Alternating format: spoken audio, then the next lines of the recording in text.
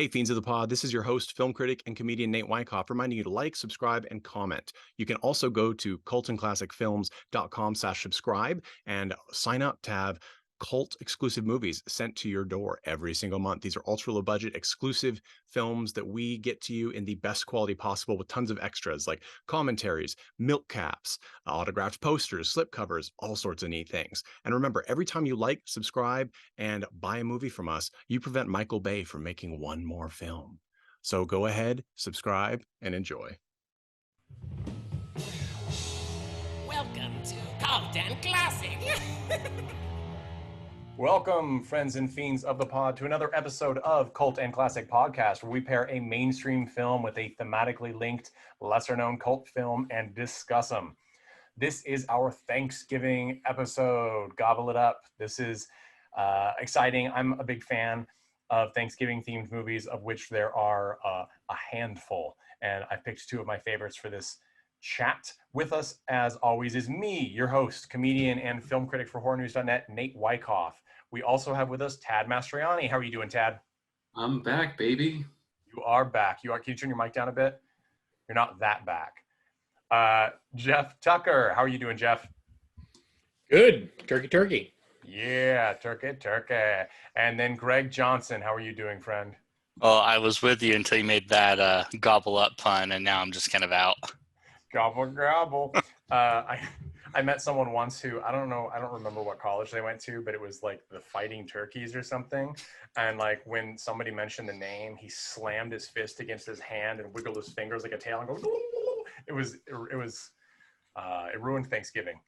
Yeah, so I'm excited. Our first movie is 1993's Addams Family Values. This is a classic film. Christina Ricci, Raul Julia, Angelica Houston, Joan Cusack, Christopher Lloyd,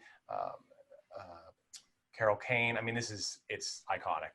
And then we'll be moving on to the lesser known 2009 THANKSKILLING, which is about a killer turkey. And I'm really, really, really excited to talk about this movie. So we're going to dive right in.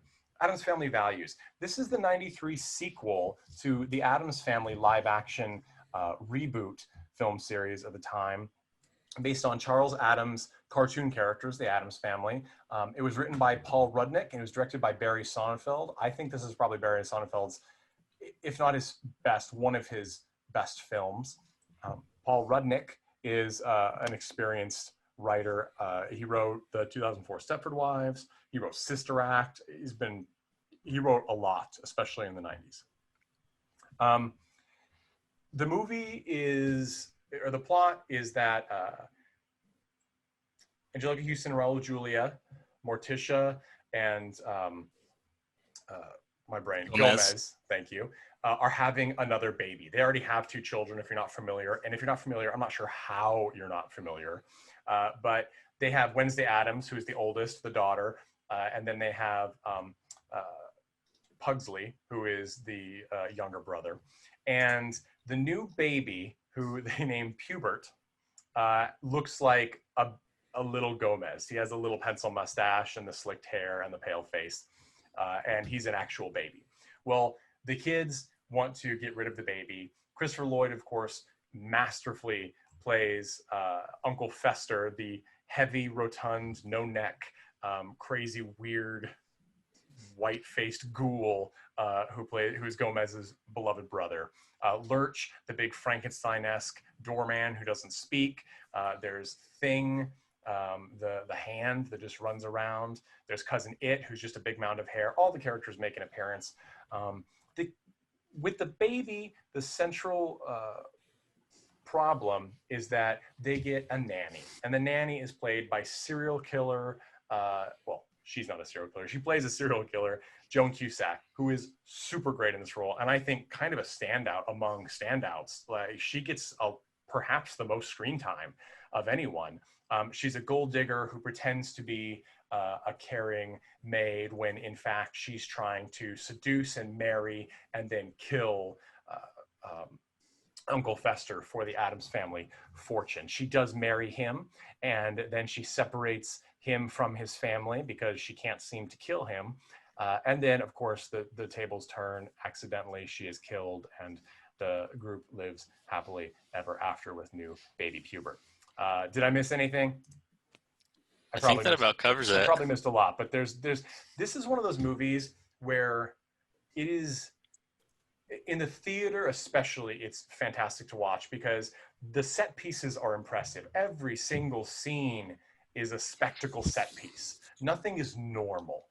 There's one scene in a normal place in this movie, and it's a very short scene where Gomez and family goes to the police station, and there's a cameo by Nathan Lane as the policeman at the desk, who essentially tells him to get lost because, oh, boo-hoo, your brother got married to a woman who, you know, made him a sexual slave, boo-hoo. I liked this movie. I always have liked this movie. I watched it again after having not watched it for probably, 5-6 years. It was better than I remembered it for me. I was really entertained throughout the whole thing, and most of it holds up pretty well, I thought. Jeff, what was your experience with Addams Family Values and your take on it this go around? I actually had like some kind of like general remembrances of this film. I had no idea why it was a Thanksgiving film, like why we were watching it this week. And until I watched it, that completely went. But like the two kind of main premises of the film stuck with me. And I think the one weakness is maybe like the plot overruns the family a little bit. In this film, you have the, what if a real serial killer meets these, kind of cartoon monsters, like a real monster meets cartoon monsters. It's a really cool, neat premise. Mm-hmm. And Joan Cusack just kills it. Like she's like, yeah. she plays like a really good, crazy. And then you have the two kids in like a really positive, nice, like it really is like, it's really like Wednesday's nightmare. Yeah, they scenario. get shipped off to the rich kids' camp, summer camp, because Joan Cusack's character is trying to get rid of them. So she convinces Gomez and Morticia that they actually want to go, which they think is dreadful, but they do it because they want to do what their kids want to do. Yeah, which is like, they're singing Kumbaya. It's like it's Camp Chippewa, which is interesting because we're used to, at least until recently, I wouldn't be surprised if many camps are actually changing their Native American inspired names in response to the plight of people of color. But in this case, Chippewa is actually a tribe, although it's sort of problematic in of itself because they're not the Chippewa tribe, they're the Ojibwa tribe, which I'm probably pronouncing wrong anyway, but white people just couldn't seem to wrap their head around a name that started with an O and had a J and a B in it. So they pronounced it Chippewa, which is sort of a monstrosity in of itself. But yeah, that is true. And I will say, I certainly didn't mind it, especially as it's a sequel and we've presumably had the family dynamic set up from the first film. But I will say that I think what you're getting at is that, especially Joan Cusack's role, and it's Debbie is the character's name, the Black Widow, who kills her husbands on their wedding night. She, like I said, she gets probably the most screen time. She really is front and center. And she does a great job, of course. If anyone who can't picture Joan Cusack, she's very pretty. She's brothers with High Fidelity Cusack. Why am I blanking on his name? John Cusack. John Cusack. Thank you. Joan and John. They're super different. I certainly can't remember that. But it was interesting because she has, a push-up bra and she's very beautiful in this. But they give her, I don't know if they did an applique of some kind over her teeth to make them look a little rotten or if it's actually flippers, like a cover on her teeth. But it gives her an extra slur in her mouth because she has sort of a slurry voice anyway. She voices Jessie in Toy Story.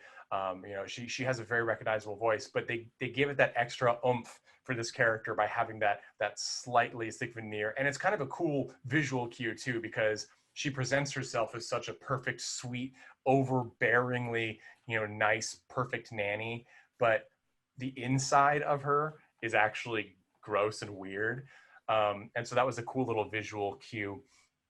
Tad, what was your memory of this film and what was your experience watching it again? My memory of this film was entirely the trailer because I never actually went to see it. I remember watching the original years ago and sort of enjoying it, but you know, it was between this and Edward Scissorhands for me in terms of the weird gothic horror sort of vibe and the additional comedy. This is, to me, is the Ace Ventura 2.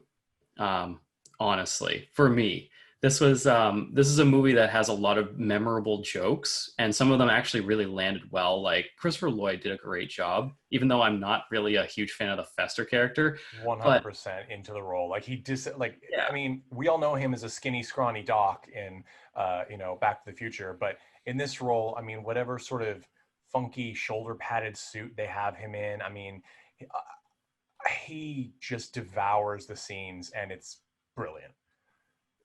It's the way I looked at it is it kind of gave me that vibe that I had when I saw Ace Ventura 2 for the first time. It's such a different movie. It just has it's all about getting the jokes in and a lot less about the actual plot, because mostly way through the movie I was like, did it matter if anyone had this baby? Because I'm pretty sure the baby is literally just a comedic device and actually has no bearing on the plot whatsoever, except to introduce the nanny, which then doesn't nanny throughout most of the movie anyway. By the way, Joan Cusack, she looked absolutely gorgeous in this movie, which was interesting to me because I grew up with Joan Cusack basically playing a lot of like plain characters. Yeah, she's always the best friend or the dorky aunt. Yeah, and they turned her into a bombshell for this movie.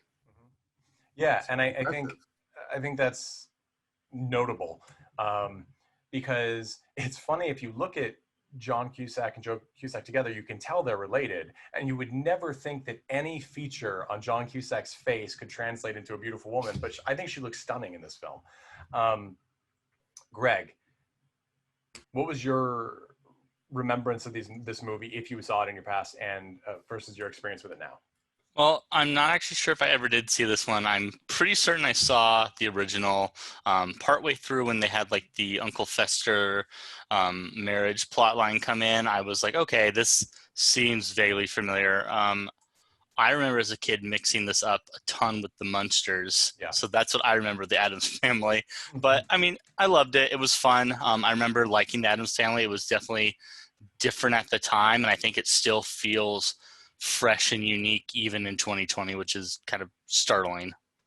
Yeah, I was surprised at how well several elements, usually when you watch a movie from your past and childhood, especially the 90s, I feel like you get a film where either the script doesn't hold, like it feels dated and old, and I know everything that's coming and I don't really feel entertained by it, or the setting or the visual style is sort of old and doesn't hold up. It seems like a time capsule. Because the Addams Family has such a weird gothic, Edward Gorey-ish kind of, I was going to say nouveau Victorian, but really it's like pre-Victorian, gothic vibe.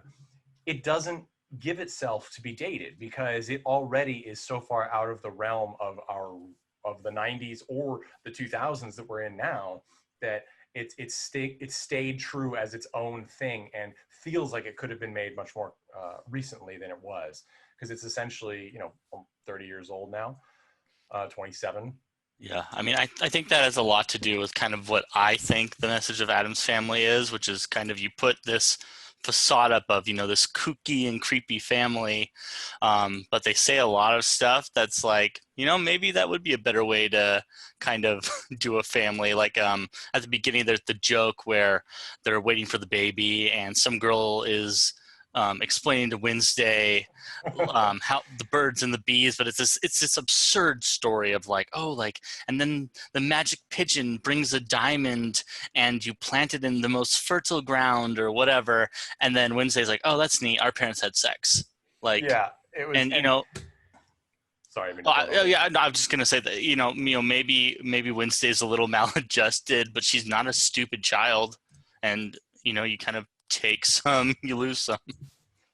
Yeah, and Wednesday is, of course, one of the lead stars out of this ensemble cast, right? And of course, it's played by Christina Ricci. I think this, she's been in plenty, but and I think this role really made her and set her as like the iconic goth character of our generation. And I don't know about anybody else, this is probably TMI, but she was like my first celluloid crush, because we're almost the same age. So it wasn't as though, you know, like it wasn't like looking at an adult, but I was like, wow, this is the coolest girl ever. And then I grow up and find out that she is, next to my wife, the coolest girl ever. She was uncredited doing some weird vocal tracks on one of Beck's last 3 albums. I mean, all sorts of things, like living my dream in so many ways. And she's of course been in so many iconic roles, all the way up to recently. My wife and I were having a discussion. I don't know if she, you know, refused to fuck that fucking jelly man Harvey Weinstein or whatever, but she disappeared off mainstream film for many years, but she always turned out fantastic indie projects, all the way up to Lizzie Borden Took an Axe, you know, like these really interesting films where you just look at it and she is always the star of the movie. And that's no different here. Every time she's on screen, she delivers the lines you remember. Like, she's a meme machine in this film. Let's listen to a clip. This is after Wednesday and Pugsley have dropped baby Pubert off the roof to see which bounces, him or a bowling ball. And of course, Gomez catches the baby before it happens. And so they have a sit down talk with the family. And here's it. Children, why do you hate the baby? We don't hate him. We just want to play with him, especially his head. Children, do you think we love the baby more than we love you? Yes. Do you think that when a new baby arrives, one of the other children has to die? Yes. Well, that's just not true. Not anymore. That is, of course, Carol Kane as Granny, who is Morticia's mom. AKA playing herself. Playing herself. Carol Kane is one of my all-time favorite actresses in the history of ever. She is in Dead Men Don't Die. She played the Penguin's mom in Gotham. She was, of course, in Scrooged. I mean, she's been, I don't even, her Princess Bride, of course. I mean, Princess Bride. Her filmography is just too diverse and too massive. She's a comedy legend. She's a genius. And of course, she was in the amazing film that they did a riff tracks of somewhat recently, which will come to me, but in a serious role where she plays a murder attempt survivor. And she's just always great. And her voice, she has a high little voice. And so when they make her Granny, even though she's actually like younger than Angelica Houston, I think she's like a year younger than Angelica Houston, who she's playing the mother. Of course, they did tons of makeup. She's a joy. And she's only got a few lines in this movie. But I think they stand out. I think, and Greg and I had a little chat before we started while we were waiting for everybody to come in here today. And the thing that sort of blows me away about the Addams Family is how, and Jeff, you mentioned this too, they're the cartoon monster. Like, they're so macabre. In the beginning, the kids are having a solemn burial for a cat that sounds like it's still alive in the box. You know, like, sort of gruesome, bleak family. But the adults are so clearly all about love. I mean, their family is so important to them. Of course, Gomez and Morticia have the greatest married relationship in cinema history. Like, Romeo and Juliet is a ridiculous farce compared to, you know, the true love that Morticia and Gomez have. They're physically attracted to each other. They're with each other all the time. You pretty much never see them apart. I was just going to add in, I love that, you know, like, near the beginning when the baby is born, they're arguing over, is it a boy or a girl? And, you know, Gomez runs out and he's like, it's an Addams, and then cue the theme song. And then, you know, you have near the end of the film, Fester comes back in and Gomez is like bereft in bed, like dying of sorrow. Literally dying, yeah. Like, yeah, literally dying of sorrow that his brother's not going to talk to him again. And Fester comes back in, he's like, oh, like, you're a whatever now. And Fester's like, no, I'm an Addams. And that's like, you know, kind of what brings the family back around. Gomez essentially bounces out of bed and the kids arrive. Like, it's just this beautiful moment. And I love the idea of having a family that's so focused on bizarreness and sort of revels in the misery side of life, you know, the cobwebs and the death and all this stuff, that they are compassionate. They're actually kind to everyone. And even when they have this great bit where Joan Cusack's character, Debbie, she's tried so hard to kill Fester and it hasn't worked at all. And so and Fester has realized she's trying to kill him, run back to the Addams family. They have this reconciliation, and then she shows up with a shotgun and hooks them all up, gets them, the entire family, all the way, including, except for the baby, who's in his crib somewhere else, all the way upstairs, hooked into electric chairs.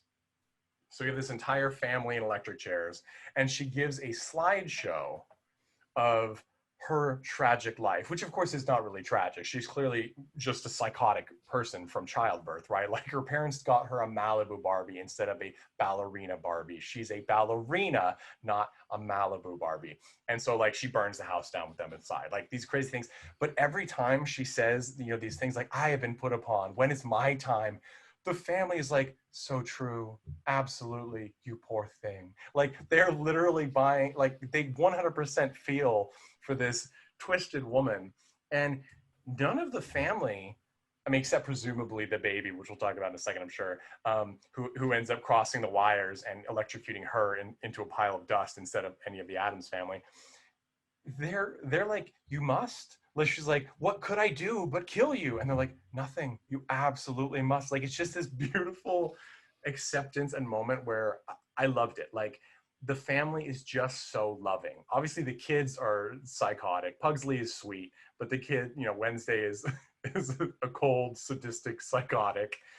But you love them. And you get the impression, too, with the way, for example, when they're talking about sibling rivalry, how Gomez and Fester were sort of torturous to each other in childhood, that the kids will grow up to be this loving, you know, Stan family, and it's wonderful. And I think that, especially because I don't know how huge it was, because the Addams Family was so iconic even before this with the black and white TV show, and before that with Charles Addams cartoons.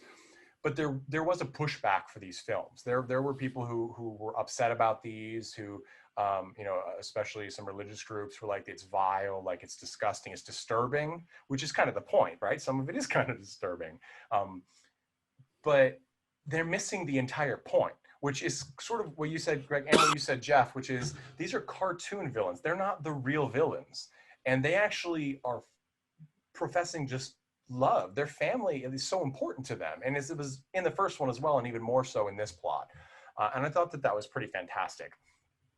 Let's get to the baby. So I kind of agree, Tad, that the baby is, he makes for some cute jokes. He's an adorable baby. The fact that he, of course, has, you know, a mustache and hair piece, essentially, is funny.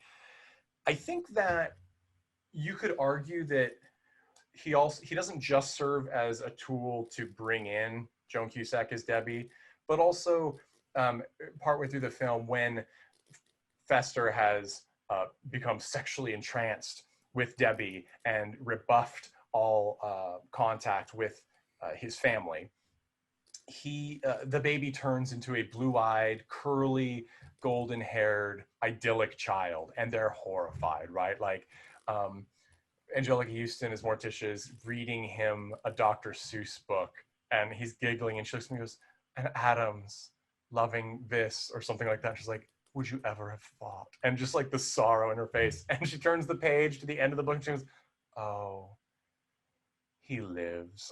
Like, it's just the most ridiculous thing. But that is sort of Gomez's, it's assistance to the family to need Fester back, because they could have had it where, well, Gomez is bummed, but everybody else is operating fine. But really, they have to get Fester back because the baby is suffering from withdrawals from the family. That is, I agree, a weakish element. I don't think it's necessary to be strengthened, simply because, as you said, there's so much going on and so many moving parts that are coming together. We don't have time to worry about that. And then the final moment is that the baby has this ridiculous thing where he ends up causing a mousetrap-esque cavalcade of events that launch the baby through the skylight and then back down into the attic, where the family's going to be electrocuted, and he can grab and switch the wires and kill Joan Cusack's character. So it's of course a hand of God moment. We know it, especially at the time and in the theater. The idea of a bunch of happy families, because this is a family film, watching an infant be blasted through the skylight in a mansion and careen through the air and come back down is hilarious. it's over the top. It's more over the top, I think, than any of the rest of the movie, which is saying something, because at one point Fester survives a mansion explosion, still holding a dinner tray with like some hideous meatloaf he's made. And so, I mean, there's some ridiculous moments, but the entire ending bit of the baby frying Joan Cusack is the hardest pill to swallow. But for me, I don't know how other people feel, the movie did set it up to be this way. Like, I didn't expect there not to be some weird hand of God that was totally off the rails saving the film at the end. Because that's what happens in every movie where there's a fucking baby character. Like think of all the movies where there's from The Incredibles. Baby. Yeah, it's the same bullshit. Yeah, for sure. And he's very, and I actually, of course, Incredibles didn't come out for years until after this, but I actually got that a lot because Jack's, if you haven't seen The Incredibles, I don't care if you like animated films or not, what are you doing with your life? Go watch the film. It's a brilliant Pixar film. It's my favorite Pixar film. But Jack's is their baby that appears to have no powers and then turns out to have all sorts of powers, but just a random array. The baby in this film is like that, right? At one point you can see him breathe fire several times from his crib. He catches a guillotine blade with his little baby fingertips. All sorts of fun things like that. So we knew that this is kind of where they're setting it up to some extent. You know, I'll go further than Tad, and I'll say that the baby, I think, really points out that this film has some pacing issues. I think that's the biggest thing, and nowhere is it more clear than whenever they're doing a bit with the baby, and you kind of start to think, like, what is the plot again? Like, why are we doing this? Where are we going? And I think the baby just draws attention to that otherwise very quick, snappy, smart, funny, wonderful writing turns into a bunch of, baby slapstick. Because it is kind of skit based, right? I mean, there is a plot and it is carried, and it's essentially, it diverges in two, and then when it comes back together, it doesn't, like when the kids finally escape camp, which we'll talk about because it's one of the best scenes, in my opinion, in family cinema.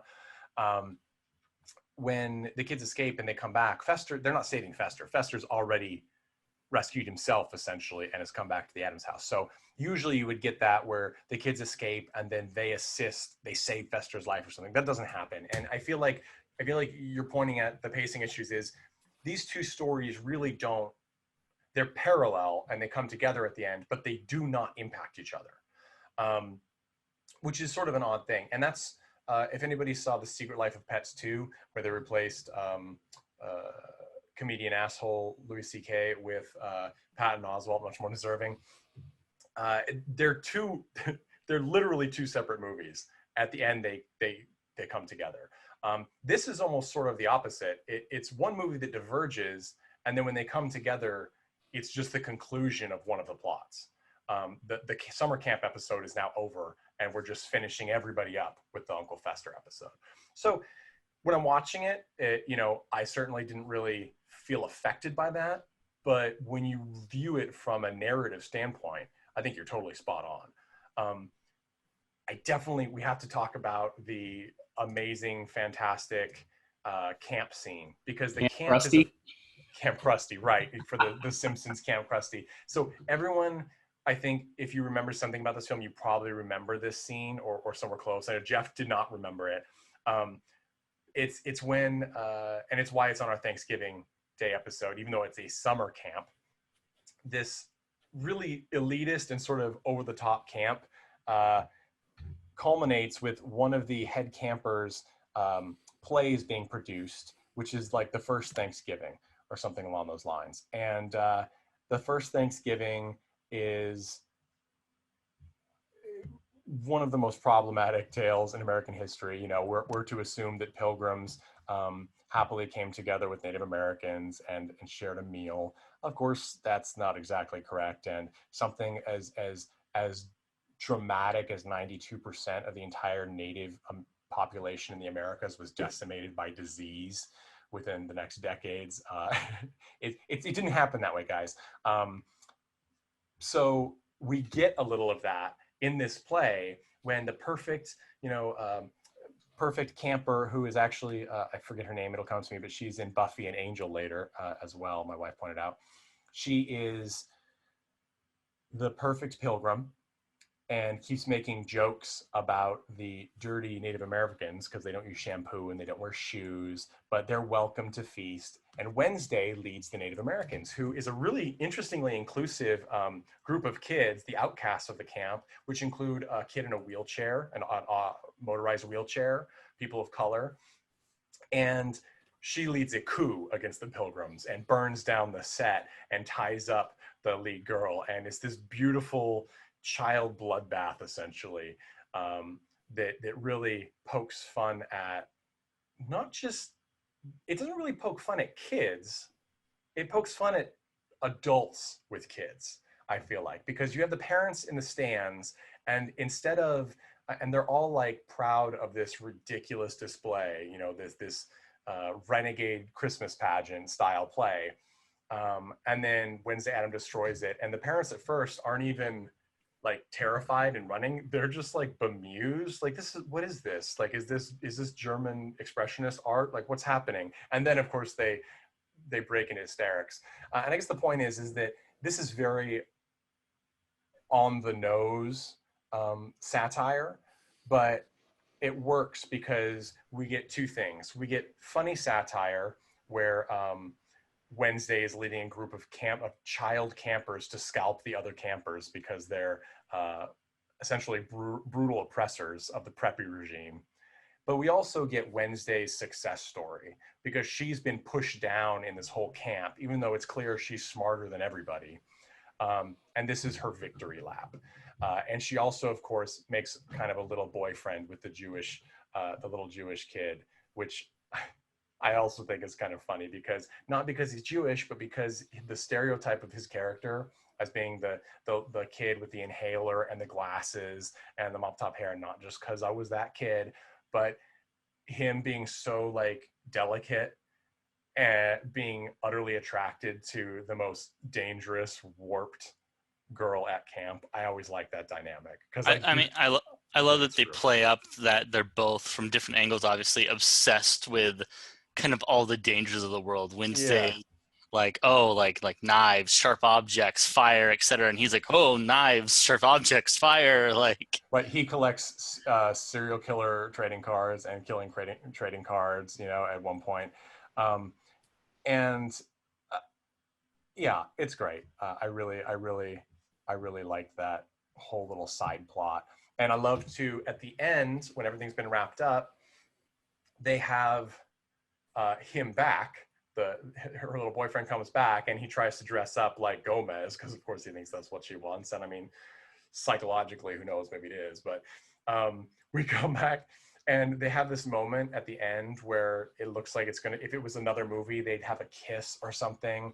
And instead, they're in front of Debbie's grave and he's like, poor Debbie, she was sick. He goes, she wasn't sick. It's like, yeah, he was sick. No, she was sloppy. If I were going to kill my husband, no one would ever catch me. He's like, you don't mean that. He's like, I would scare him to death. And she's like, no, you wouldn't. She's like, I would. And then of course a hand reaches out from the grave and grabs him and he screams and she smiles. Like it was important to me and a nice touch that they kept her character pure because it just wouldn't make sense if she wasn't still Wednesday Addams. It would have been this weird, transformation that didn't make sense in the plot. So I liked that bit, assuming Pugsley is in the grave and she's buried Pugsley most likely, and now she's using it to terrify her date. Like, there's just a great touch. The other thing I want to talk about is, and I mentioned it earlier, I feel like every single scene in this movie takes place in a radically expensive set piece. Except for the aforementioned police station, nowhere is normal. The rooms are, gothically decorated in the house. And then when they're out of the house, they go to a dinner. The bistro that they dine in is like a cave.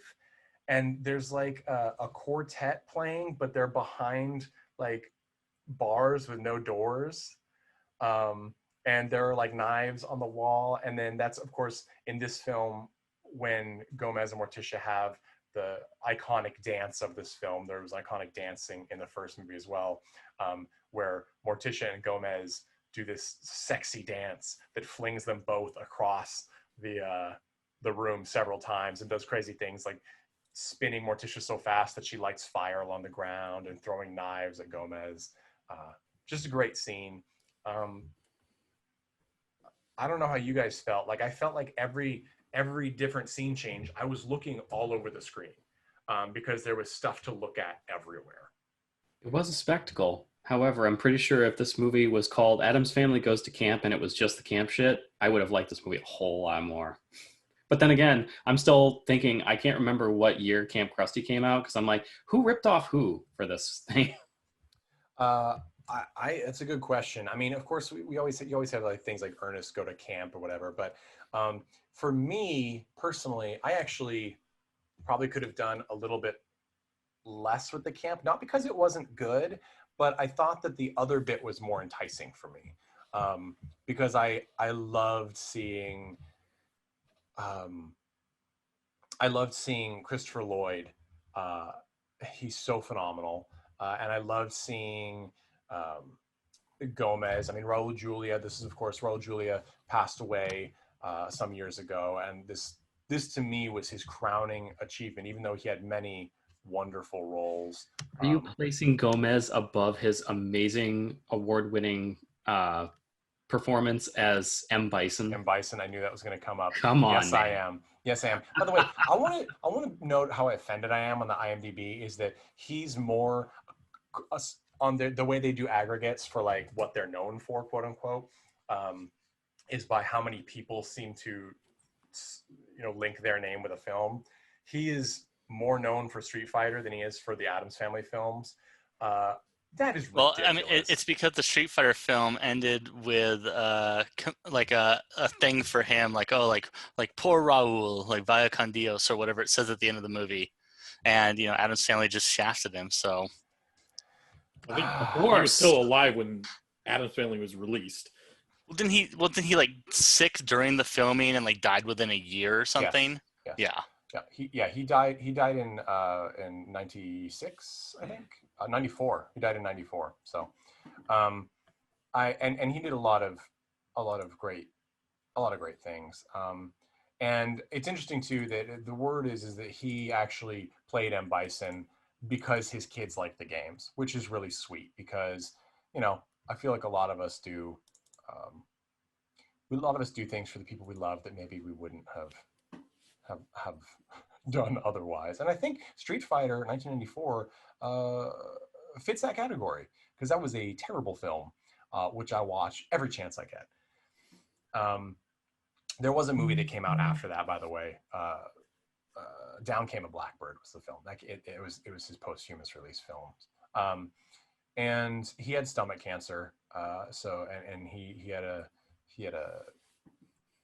surgery, and I don't know if the surgery is what ultimately caused his passing or the cancer, but he was, and of course he's from Puerto Rico, one of the, I would say one of the few Puerto Rican actors really up until our contemporary times to become as successful as he was.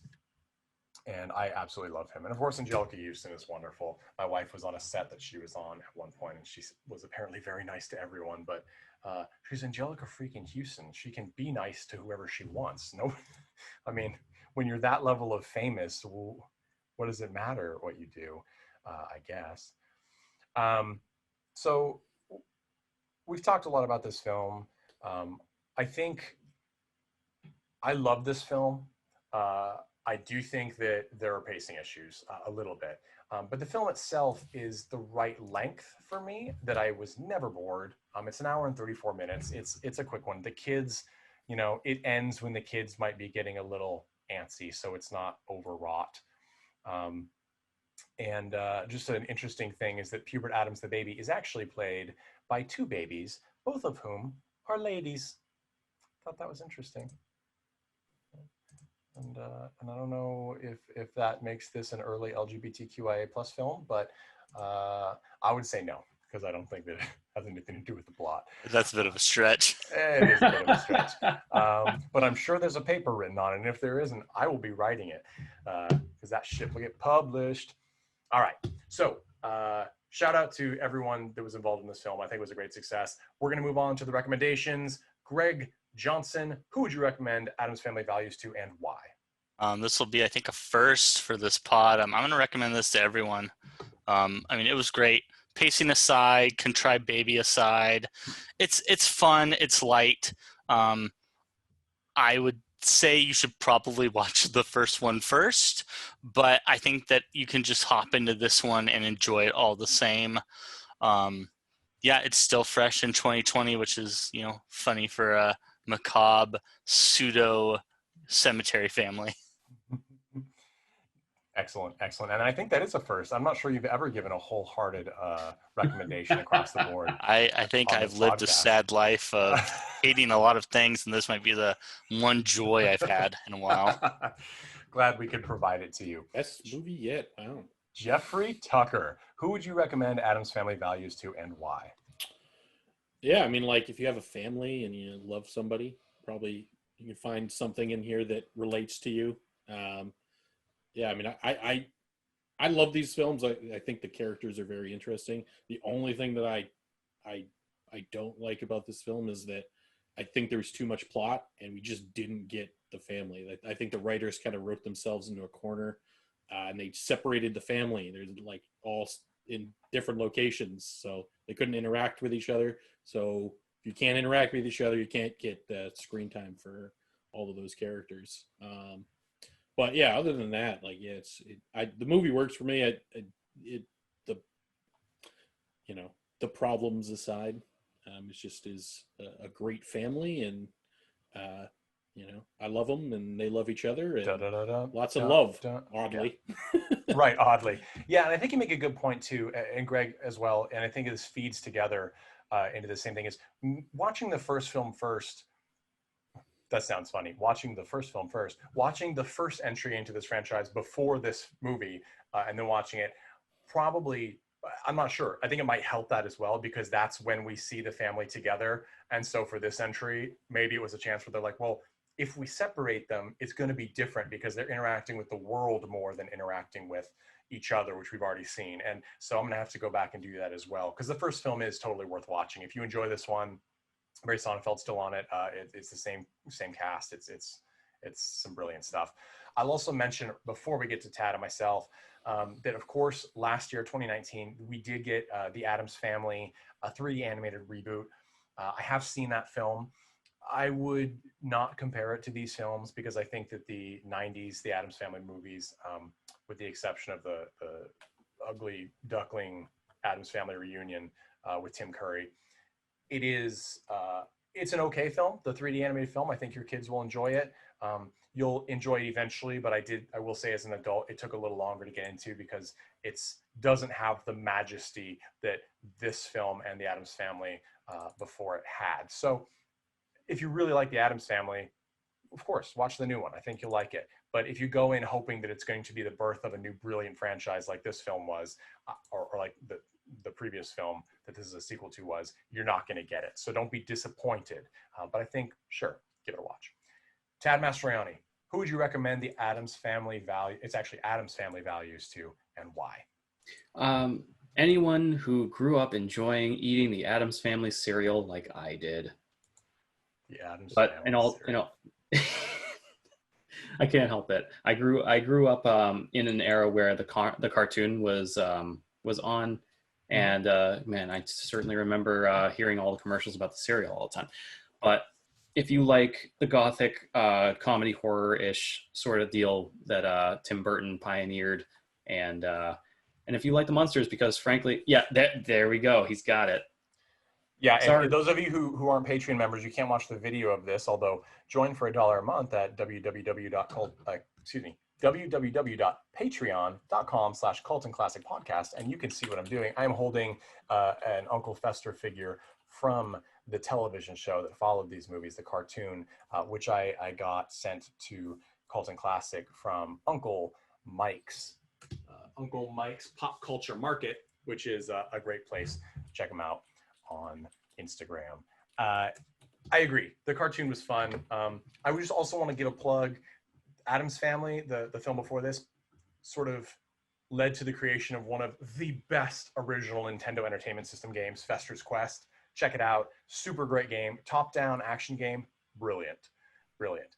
And I think that comes to me.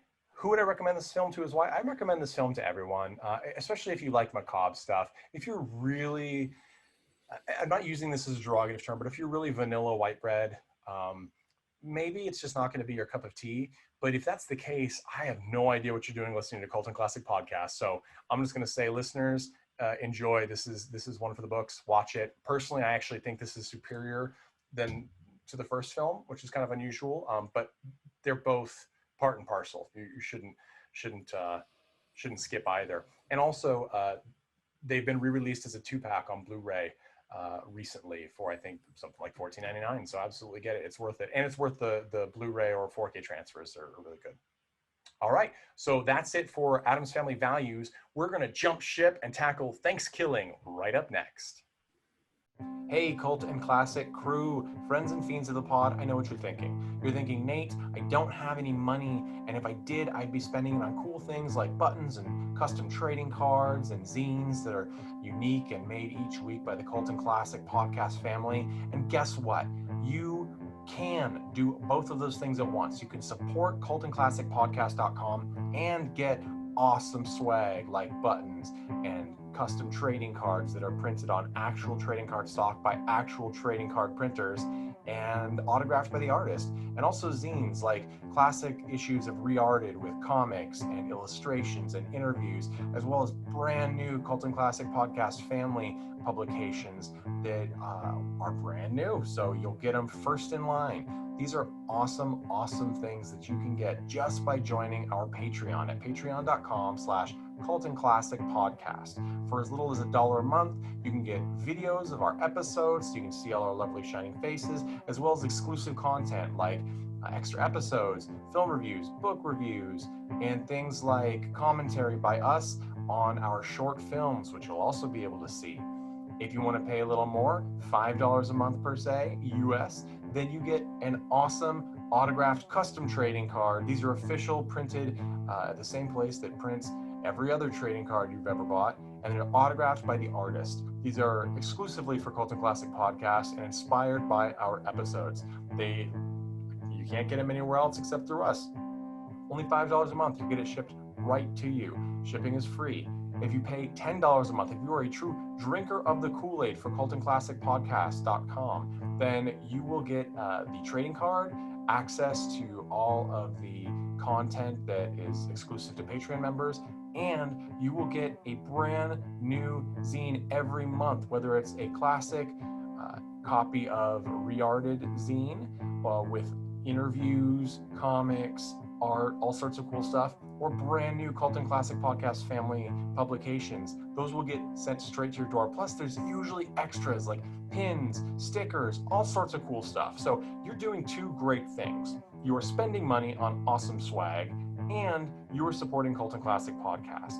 I know it's tough right now in the pandemic. If you can do it, join us at Cult and Classic Podcast Patreon. If you can't, why don't you recommend it to a friend? We all have those rich friends, and they can spread it around a little more. I'm just going to say it. All right? Thank you so much. And as always, Cult and Classic Podcast loves you. And we are back talking about our Thanksgiving double feature. A couple of notes that we went over that were brought up with the break. We should talk about Christine Baranski, amazing comedic actress, super awesome. She was a big part of the Sybil show with Sybil Shepherd, which was fun. And of course, she was Mary Sunshine in the film version of Chicago. She was in this as one of the camp counselors. And that actress who played the perfect little girl foil to Wednesday Addams at camp was Mercedes McNabb. Thanks, Greg, for that find. She played Harmony in Angel and Buffy. And she also, interestingly enough, Greg pointed out, she had a bit part in the first the Addams Family film where she plays a Girl Scout that goes door to door. So they could actually be the same person. It's interesting. We don't really know, but it's kind of neat. And horror fans may recognize her better from the Hatchet series. She was Misty in Hatchet and Hatchet 2. So here we are with another Thanksgiving film, THANKSKILLING from 2009. I think I can safely say, I mean, this film was released relatively wide. It's a very low budget film. It was released. I mean, you could have bought it at Walmart. I literally saw it there one day, and I don't even shop at Walmart. But you can imagine what a movie about a killer turkey that is a hand puppet is like, and then throw that imagination out the window, because I guarantee this movie is actually different. It is crazy. It is only an hour and 6 minutes. I love this movie personally, which is why I subjected it to my panelists. And I think it's pretty safe to say also that Jeff, Tad, Greg, none of you guys saw this movie before I sent you review copies, correct? No. Okay. Turns out I did. You and had I seen blocked this? it out of my memory. I watched this with a few of my friends back when I was living in Western Massachusetts, because some of these scenes I was like, oh my God, I've seen this before. Oh, 2009, that makes sense. Yeah. I was probably really drunk when I watched this movie. Probably. I mean, they were when they made it. I'm just kidding. No, it's actually not true. And so this film, the plot as such, it's really more of a series of skits that loosely form a plot, is that Turkey, Turkie, who is the lead monster, the turkey itself, is a spirit, a vengeful spirit that was created by, quote, the greatest Native American sorcerer. And his entire purpose is to show up every 505 years and wreak vengeance on the descendants of the Pilgrims who blighted the Native American populace. Now, as I said, Turkey is a hand puppet. He has real turkey feathers on his back. He actually looks like a turkey. I mean, from the neck down, he looks like a turkey. And his head is turkey-esque, but he's got this evil little eyes and grin. He's clearly rubber, but I've seen much worse hand puppets in bad films before, so I'll grant that. Now, if you seek out the DVD for this, which I urge you to do, in the upper left-hand corner on the cover, the first thing it says is boobs in the first second. It's true. There are boobs in the first second in this movie. They're the only Finally, a breasts movie in that delivers. I mean, kind of. They did a little bit of exposition in, like, you know. Yeah, I think it may be more accurate to say, you know? like the first 2 seconds. I didn't time it, but I think that might be the case. We'll see about getting that class frame. action going. I feel lied. Now, the character, so I don't know, it is, so the actress in the beginning whose breasts are exposed, she plays a pilgrim in this. She's credited only as Naked Pilgrim. It's Wanda Lust is her career name. She is an adult actress who I think was in features from 2005 into the, I think THANKSKILLING 3, which is technically the sequel to this, is the last film that she did. Perhaps she's done more, but I think also THANKSKILLING 1 and 3 are the only non-pornographic films that she's done. So good for her. Yeah, I don't, here's the brilliance of this film. And I am using the word brilliance, and I'm not doing it sarcastically. It is very short, and they don't fuck around with their pacing, for lack of better words. It's very quick moving. If there's a scene of dialogue between characters that's exposition as opposed to just jokes, you know that you're not going to have to sit through it for 5 minutes. It's going to at max be a couple of minutes, and then they're going to cut to the next thing. The voice of Turkey is, I don't actually know who did the voice Jordan of Downey, is that what it says? So is that the voice? That's at least what IMDb gives it as. Jordan Downey, who is doing his best. He's the director, yeah. So you're right. Okay. Yeah. So he's the director, and he voiced Turkey. So that's, and he also co-wrote the film with Kevin Stewart. And then there were three other people who did additional writing credits. I'm sure they were punch-up doctors, essentially, to add jokes. Grant Yaffe, Anthony Wilson, and Bradley Schultz. So Jordan Downey, I think he does fine as the voice of Turkey. Yeah, he does a little gravelly, sort of Brad Dourif-ish. I mean, no one can touch Brad Dourif, especially. I was going to say it was a John J. Dick impression from Serious Sam, if you ever played that game. Sure, absolutely. This sort of gravelly. So his first his first lines, the first lines in the film at all, is "nice tits, bitch." Those are the first lines spoken by the rubber turkey before he apparently hatchets the naked pilgrim to death. Then when he reappears, the plot, this is, if you're looking for any sort of realism in the plot, you're looking in the wrong place. That's not what this movie is about.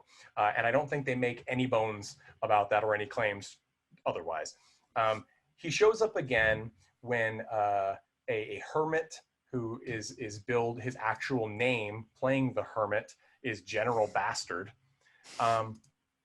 General Bastard's collie, who I swear he says the name different every time, but I think it's billed as Flashy, pees on a small totem pole in the woods, which apparently wakes up Turkey and sends him on his new killing spree.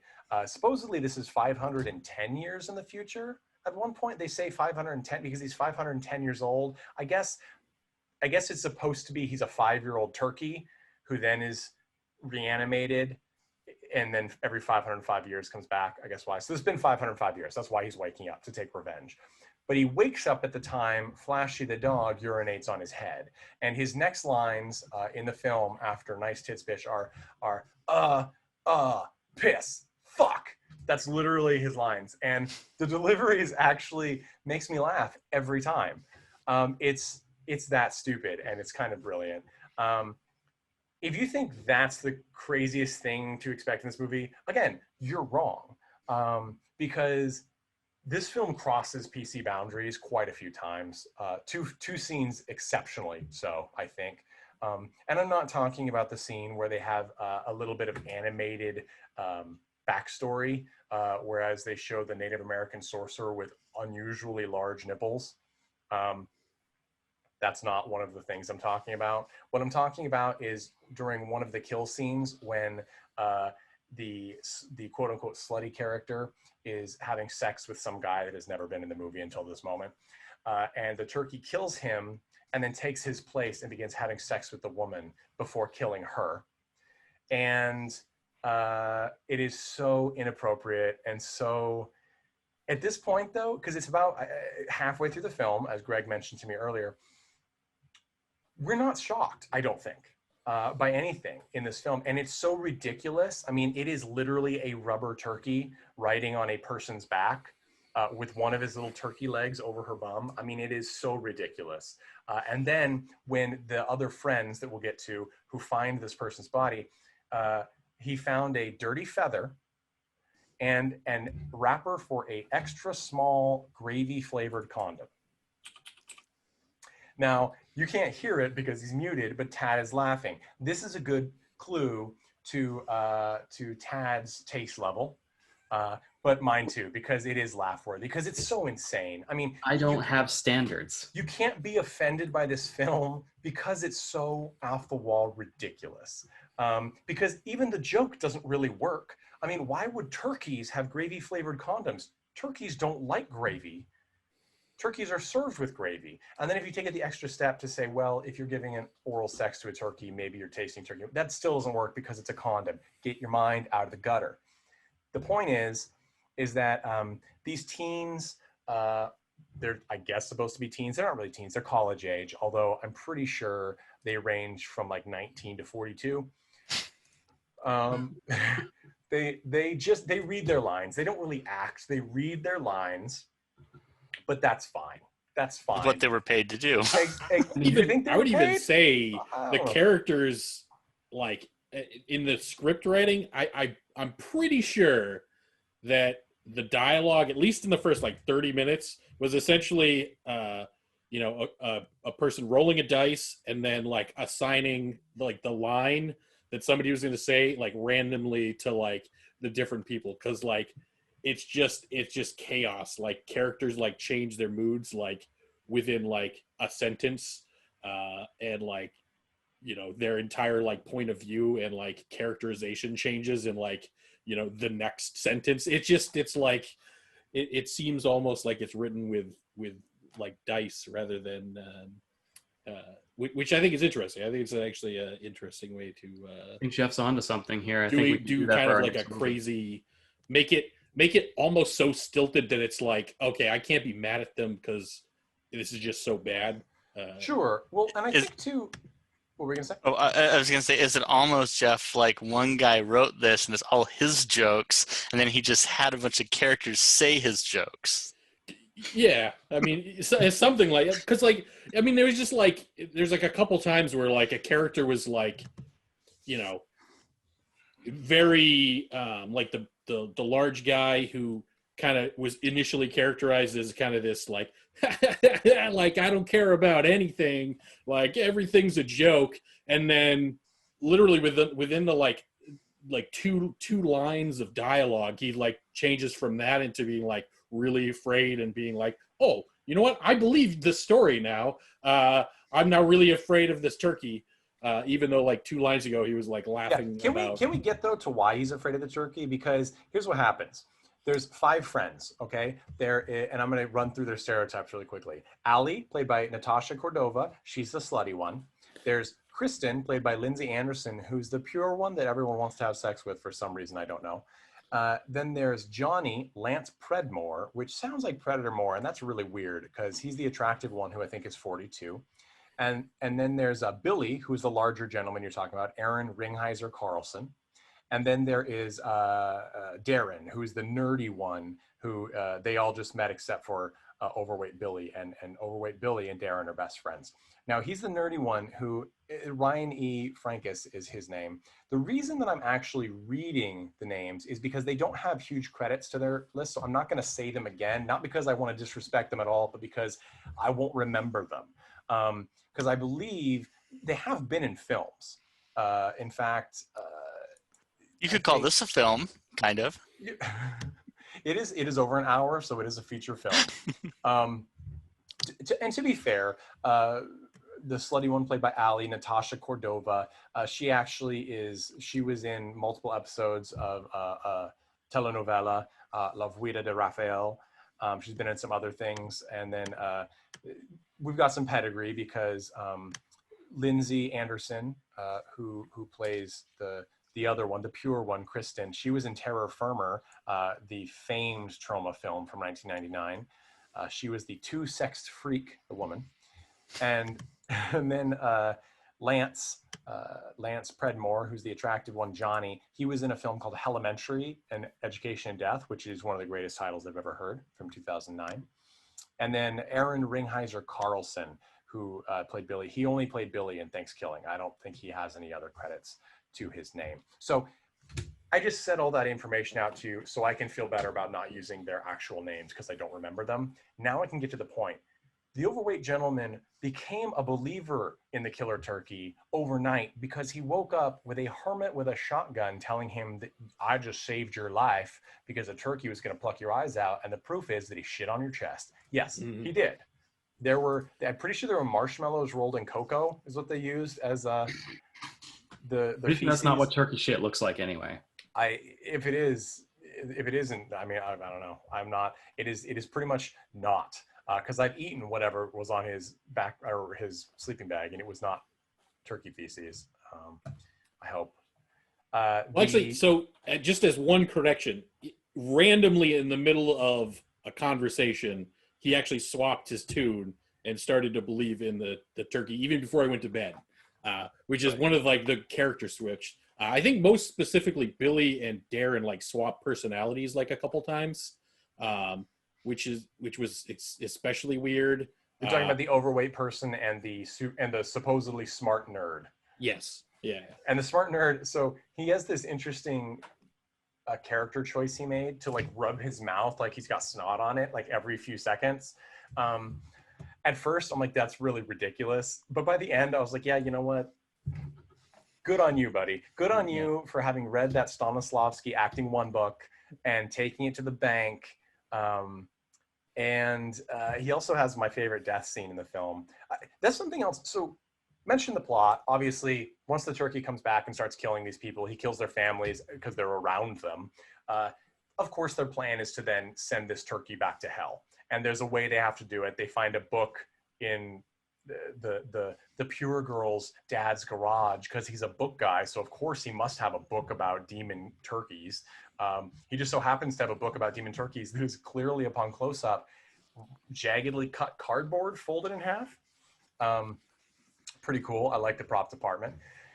But I think it's important to say there's a high body count in this movie, and the special practical effects are actually pretty decent for a lot of it. Like, Well, how about when going to that aforementioned scene when they go up to get the book? Who's at the door waiting for them? But the pure girl's dad, which is actually the turkey puppet, and this is really hard to spot, but it's the turkey puppet wearing a flesh mask of the father, and everyone just kind of, okay, no, and like they're all like bent over. That's the best part of the movie.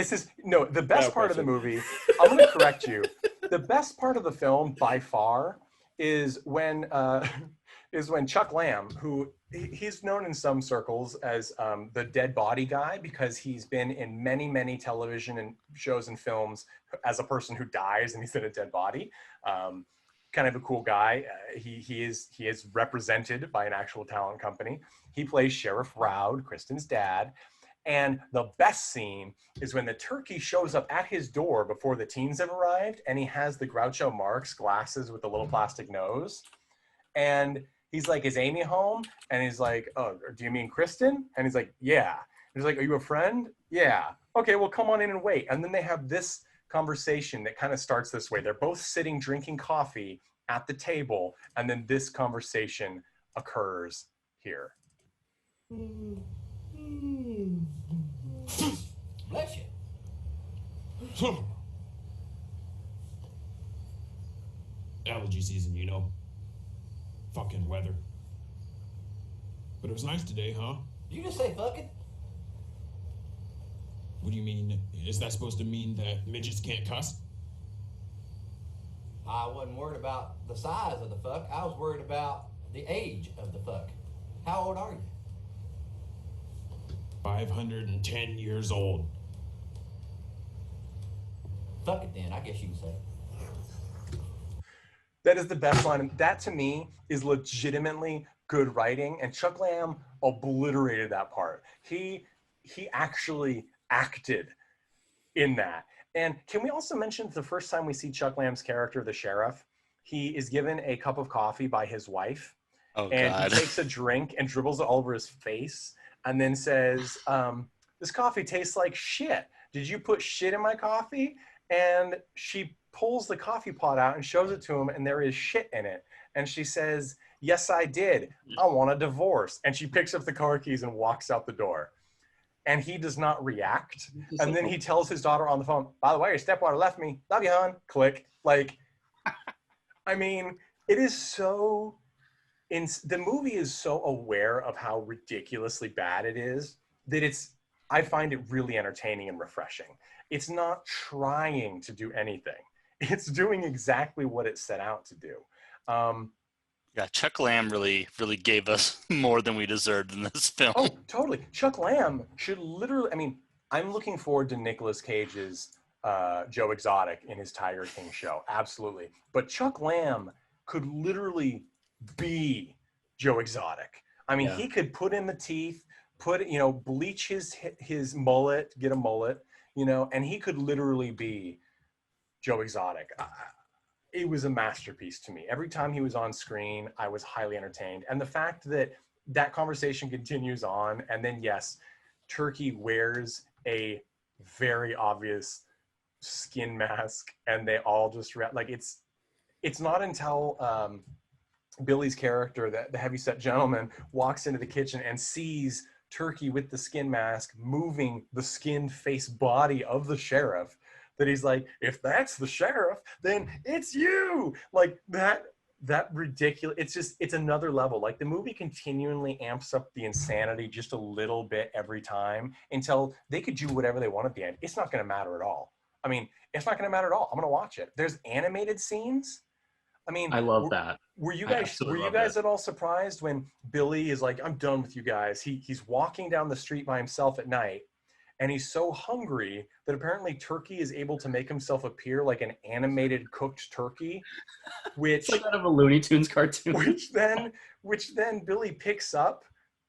Of course, it's like a photoshopped image over the thing, and he puts it in his mouth, and then is super satisfied until his gut explodes outward, and we see like the 3-foot-long gun barrel come out with turkey. I mean, it's so we're smiling listening to it because it's so insane that it got me. Like, how are you supposed to argue with a film that is so ridiculous? I don't think you can. The musical bit. The musical bit was amazing. When Darren the nerd sees his friend Billy dead, his best friend, there is a musical montage that is, I think the lyrics are something along the line of my best friend's dead, Billy, you're my best friend, you're dead. And like, you were killed by turkey, who's not my friend. It is, I mean, it's, so we've mentioned this several times on this podcast. Tad and Jeff, you will know that in high school, we started a project called Zombie Dance, which was I knew you were going to bring horror. this up. I know. And although our taste level, I would say, is a few marks higher than most of this film, this is very much what I think Zombie Dance would have had we had more cohesion amongst ourselves and money. B. And what's the best line from Zombie Dance, Nate? I mean, your Zombie Dance? Yeah. That's your script. That was no. The best line in the movie because it wasn't scripted. As he's being killed, I must retain my memories so I don't become gay again. Yes, it was a different time, folks. Okay, it was not Classic scripted. Podcast 100% supports the LGBTQIA+ and trans communities. And I will say this. I don't think THANKSKILLING is mean to anyone either. Sometimes you see, especially a film where you see the killer essentially, this is going to be crude sounding, ghost fuck someone and then murder them. That sounds horrendous, but it is just ridiculous. As I said, I'm not trying to apologize for it. I don't think I need to apologize for anything. I didn't make this movie, but they were like, "What if we did that?" And they're like, "That's so wrong." And they're like, "We're gonna do it." Also, when the turkey steals a car by hijacking a car, and the guy opens the door for the turkey and says, "Cash, grass, or ass," and the turkey looks at him and says, "Well, I don't have any cash, so I guess ass." And he turns around to display what we assume is his asshole to the driver. And then the driver reaches forward to, I guess, have sex with this street turkey. At which point the turkey then whips around with a shotgun, points it at the guy, and has it against the guy's face. And the guy's like, "No, please, I have a wife, I have a daughter." And he's like, "Call her." And he has the guy call his wife on the phone. This is like a 3.5-minute bit. Call his daughter, have a brief conversation with his daughter, and then shoot the man and then take his car. I mean, big conversation. The Joaquin Phoenix's Joker was not as dark as that. Yet this film does not feel dark. Pretty sure that's the scene from No Country for Old Men, right? That happens exactly. Yes, and let's talk about too. We mentioned how the film was voiced and co-written by Jordan Downey, who directed it. He actually has cinematic sensibility. For example, when this occurs, when he gets shot, we see footage of the fields with lambs look up and then put their heads back down. That's not the kind of oh shit shot that someone who doesn't understand cinema would do. So he actually has some knowledge. And I want to say that last year he put out another film, a serious film that's also co-written by Kevin Stewart called Headhunter, which we might tackle on this podcast at some point. But it is a serious film and it's quite beautifully shot. So that is further credit to them. That is probably why this film works, because, and I think it does work personally, is that if you don't understand how to set up a shot and how to flow from scene to scene, as so many bad movies don't understand, then you're not actually going to have a satisfying movie at all. I haven't even really given you guys a chance to enter on this yet. Greg, what was your expectation of this movie versus now that you've seen it? I mean, I expected it to just be wild, and that's exactly what I got. I mean, I've talked before about how much I love Santa's Sleigh, the I think William Goldberg vehicle. And I'd put this right up there with it. If like, you know, I kind of expected everything, and I got that, and like you said, a turkey having sex with someone and then killing them. So Yeah, I quite a mean, lot. a lot. And I will say, and Santa's Sleigh, I think, is totally fun as well. And I think the difference is the production values, right? Santa's Sleigh has cameos and production values. This one, it makes everything adequate, which is a success for essentially what appears to be an almost no budget feature. I think this movie also knows when to get off the horse. Like you said, Yeah. it's 70 minutes, and I didn't really have a chance to be bored, which was nice. Yeah. And I think it was even 5 minutes longer. It would have been like, yeah, we Sure, get it. sure. Well, and they troll the viewer, right? Like they have, at first, they repeat a joke several times from like 20 minutes apart. And you think, is this a mistake? But then they bring it back again. Like, and the joke, one of the jokes, there's two, but one of them in particular that they bring back the most is in the beginning when they're all like carpooling to drop each other off at their homes for Thanksgiving break, because that's of course when this takes place. They're like, you're kind of a skank and you're kind of a slut. And Allie's character's like, what do you mean? And Kristen goes, her legs are harder to keep closed than the Joan Benet Ramsey case. And which is a good joke. And then she says that exact same joke like 20 minutes later in the car in the same setting, and everyone reacts as though they've never heard it. And I literally, especially the first time I watched this, I was like, did they forget that they included that in that shot before? I did a double take on if it was the same shot. Yeah, and right. And then the next, they do it, then later Darren's character, the nerd, tries to tell the joke and he butchers it. And I'm like, okay, they're aware that they've retold this joke several times. But we weren't in on that awareness until that moment. And I felt totally trolled by the film. It kind of reminds me of, for people that have seen Black Dynamite, there's a bit where like you see the boom mic come down and he like looks up and looks at it and it hits him in the head. And it like that Yeah. kind of intentional, like, hey, like let's make a modern movie that feels like a very cheap 70s or 80s film. That said, I think Lindsay Anderson as Kristen, I think she does look at the camera pretty dead on early in the movie, which I don't know. I have to imagine that they left that in purposely, but like they're trying to fix the car and she kind of looks down and I'm like, did someone say something to her? With like the camera's at a low angle, so I'm like, maybe the camera operator was being weird and she was like, what are you doing? But like, yeah, there's a lot of, and here's the thing, as I read everyone's credits, most of the cast does have at least one other credit on a nationwide release film or you know, a large indie film. And so these are not people, this is not necessarily their first film for most of these people, although it's early for them. So I have to assume that much of their insane line deliveries is because it was a one-take wonder or a very few takes, because they literally deliver lines as on a whole, as though they have never spoken to a human being before. Sometimes they're often just delivering lines into space.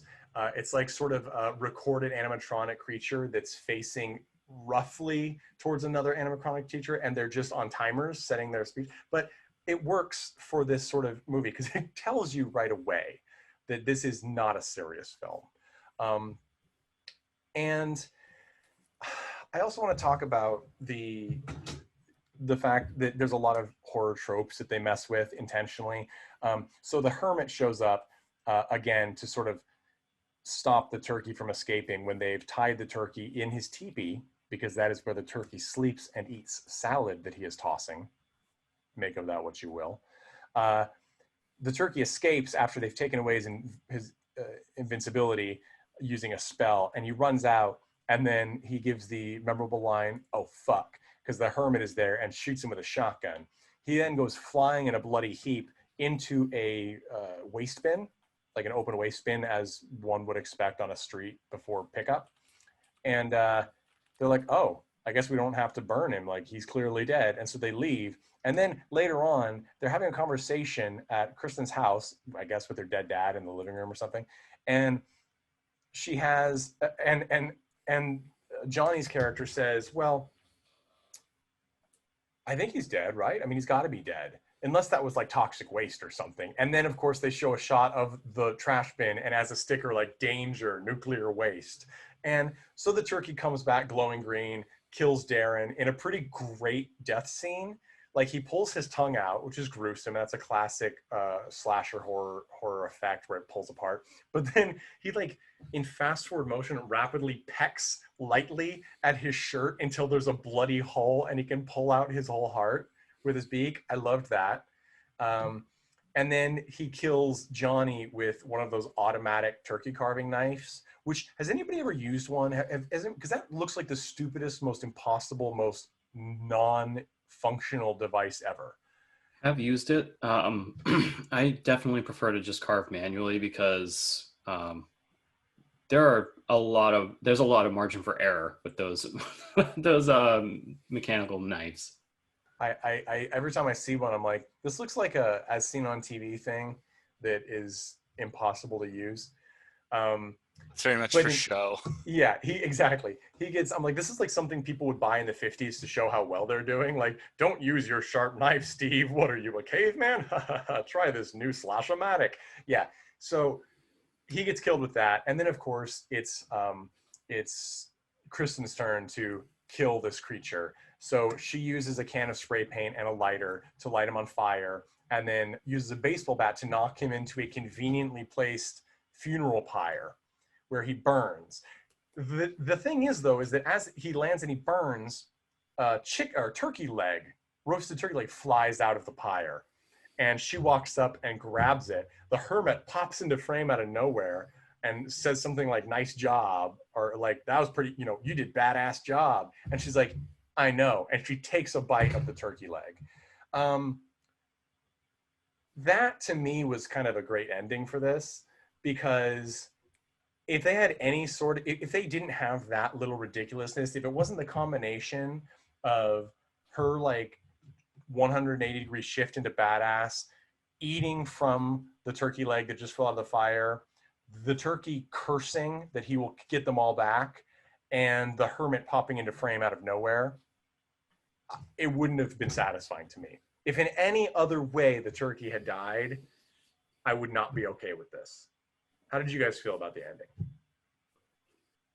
It was as insane as the rest of the film.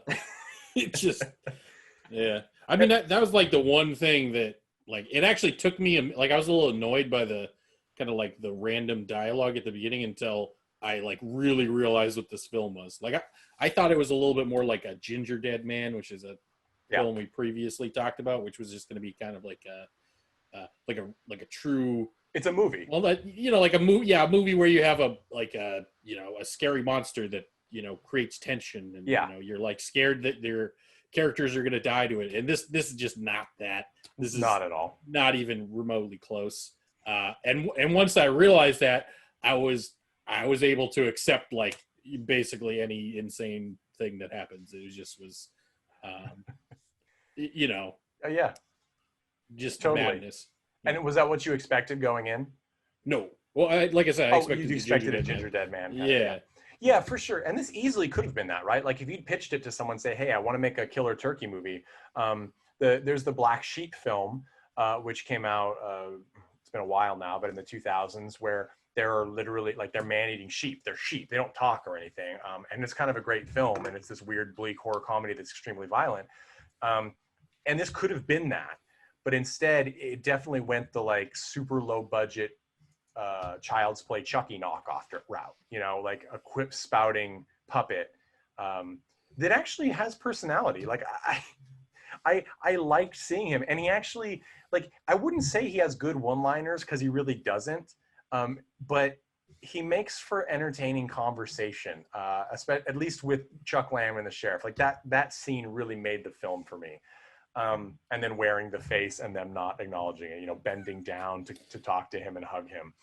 It's sort of like, it's like SNL doesn't even reach this level of ridiculousness, because there's usually one straight character, that's like playing it serious and is confused why everyone's being ridiculous. This has none of that. The entire cast, everything is ridiculous, which sets it apart from the sort of stupid film like and I say stupid in an endearing way, stupid film like Dumb and Dumber or Ace Ventura or Anchorman, you know, like everyone is normal. These characters are crazy. In THANKSKILLING, all the characters are crazy. No one is normal. It's closer to an Adult Swim show than it is, say, I was actually gonna say it's like kind of Tim and Eric. It has like that just like randomness. Things just are happening, and like the jokes aren't necessarily like funny, but it's just like kind of the awkward, like weird, like just it is the thing that kind of creates the humor. Well, Robot Chicken works on the same principle. Like it's just subverting expectations and making fun of things in a way. They're not even making fun of it. They're just, sometimes they're making fun of it, but other times they're just showing you something weird. And it's fast enough that you're engaged the whole time because it isn't what you're expecting. And it is in the basest sense a form of joke because you're subverting the expectation. But it's not a joke in that there's a wit to it necessarily. So I think that's a very clean observation. Tad, what did you think going into this film? What did you think it was going to be like versus when you actually saw it? Every time we get one of these movies in our rotation, I go, is this going to be worse than Shark Exorcist? And I've still yet to find anything that matches we up. set the bar right at the bottom. We set that bar so low. I think that this ended up being the most expensive $3,500 movie I think I ever looked at. I was surprised because you mean quality-wise? Yeah, I believe the budget was $3,500. And I honestly, like, when the movie started, I thought that Wanda Lust was going to be the most expensive part of this movie. And it turns out maybe she didn't even get paid at all. Maybe she just did this because she thought she could, like, get some extra exposure. Literally. Yeah. But hey, that joke would have fit in this film. No, it totally would. I expected that, honestly. Which is, I went into this and going, I can't believe actually how decent the quality is. Like the animatronics were pretty good. It mastered the sound. Like the sound is mastered, even though occasionally, like in an outside scene, maybe it's a little different. It's mastered. You can understand them. We know on this podcast how difficult it is sometimes for Nate to get the sound right. The little animated section was actually pretty seriously, good. I was like, wow, I like the art style and like pretty well put together. And I think that is the point. They enjoyed this. I think it feels like it was enjoyed, and it wasn't. Sometimes you'll see a film in the no budget category or ultra low budget category, which I love. But you'll see a film where it's, friends with a camcorder. It's not really a movie. It's just a bunch of people, and they didn't really, when they put it together, they weren't there to put on any extra polish. They're like, no, it's done. Like this is what this is, and it's this. In this film, they actually made sure that certain things worked. Like, for example, and I didn't notice the first several times I watched this film until for this episode, I watched it on a bigger screen, and the scene where it's nighttime, so it's dark, where Darren, Johnny, and Kristen's characters are all looking in at the purportedly dead bleeding turkey in the trash can. It's dark, it's all black around them, but it's actually gray, of course, right? Because it's real life. It's not a solid true black.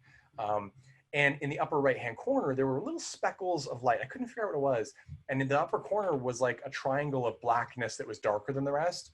It was a boom mic, but you can't tell because what they did is they put an overlay on, probably in Adobe Premiere or Final Cut Pro or something like that, where it was a mostly darkened, it was a darker corner, okay? It was less exposure or whatever tool they used. And they mostly covered up that incredibly in the scene boom mic. And they wouldn't have bothered to do that in some other movies, or they just would have cropped the shot closer. But clearly, they're like, no, this is the setup for this shot. I need them to be here. And so instead of going the super easy route, they went with a little bit harder route. And that to me it told me, oh yeah, that's why this is better than those other movies. They cared about it. And I think that's, it's worth commending. I'm gonna get us towards a wrap up here, but I do want to mention that there is a sequel to THANKSKILLING. It is not THANKSKILLIng 2. It is actually THANKSKILLIng 3. And it is random and zany. Yeah. It is the there's a quest to recover the lost copy of Thanksgiving 2. That is a key component of the plot of Thanksgiving 3, which came out 3 years later from this film, so 2012. And it's not in space, so well, there is a scene in space. So I will. Oh. I will hold on that. I would love for us to tackle this at another time. And I want to also just give a note that Wanderlust also is in Thanksgiving 3. So, moving right along, Tad, who would you recommend Thanksgiving to and why? This is, considering the age this came out in, this is a great movie for those who missed the college humor era of the internet, because didn't this movie have a YouTube release? It had it might have had a MySpace release. Oh, MySpace. Well, no. So it had a MySpace account, but it was probably it might have been released on YouTube, now that I think about it. But anyway, it started with a MySpace account. So it's been in production for a while, most likely. Yeah, this is a movie that I feel is kind of, this movie actually, to me, kind of represents the end of that decade, because things started to drastically shift in the next few years after 2009, 2010, 2011, 2012. Everything's like, a lot of media started shifting, and this movie is kind of like a leftover of that beautiful era between 2006 to 2009, and maybe a little of 2010, where it was still kind of the old Wild Wild West and the Channel 101 era kind of thing. Yeah, a lot of the internet was still full of stuff like this, but this just happens to be one of the higher budget pieces. Like, a lot of it was, You're the Man Now, Dog, and early YouTube and ridiculous, stupid junk. And this is like, if you enjoy the nostalgia of that era, this is a perfect piece for that. And now that I think about it, I think you're right on that front. And of course, that era of humor and the internet was really an outcropping of the same groupthink of individuals that just wanted to create something with this new media that the rental store and the VHS camcorder era shot on video, started. It didn't really start. I'm sure there was something before that. There were zines before that. So it all feeds into that. And I agree. I think it sits firmly in that do-it-yourself entertainment category where it actually succeeds. And I hadn't thought of that, but Channel 101, if anybody doesn't know what that is, go to channel101.com and check it out.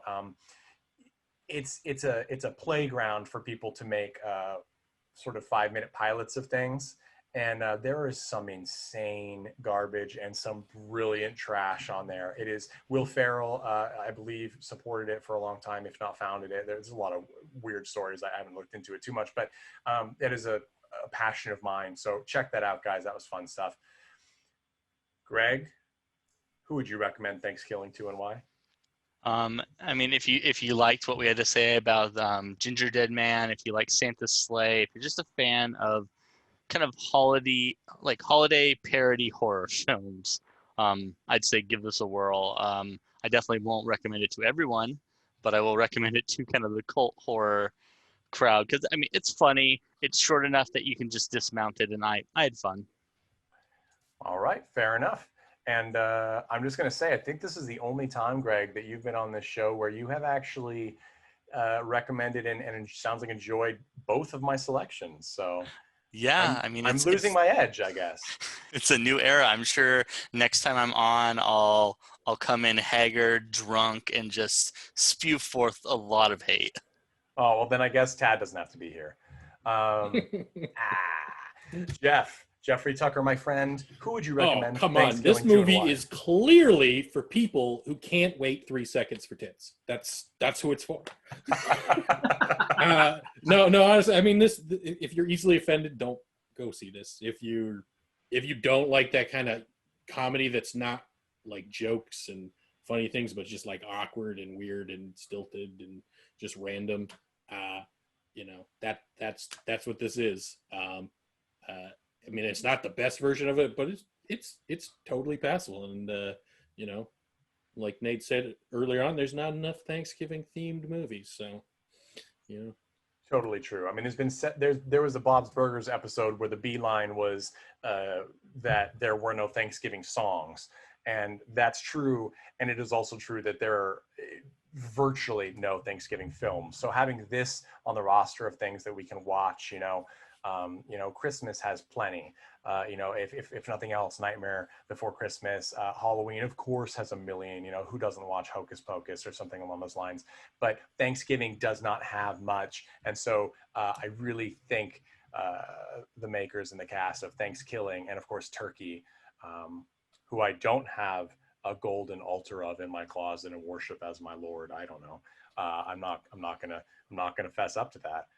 I really appreciate it, and I'm glad that it's a part of our new lexicon of weird holiday movies. I'm going to recommend this film to people who like South Park and are now inured to its insanity and its incredibly occasionally horrifying humor, that they can tolerate something that's not quite as witty, but almost just as filthy sometimes. So, I mean, at its peak, I think South Park can be a little more filthy because it also has sort of righteous satire behind it that makes it sting a little because it's true about our society. THANKSKILLING doesn't have that.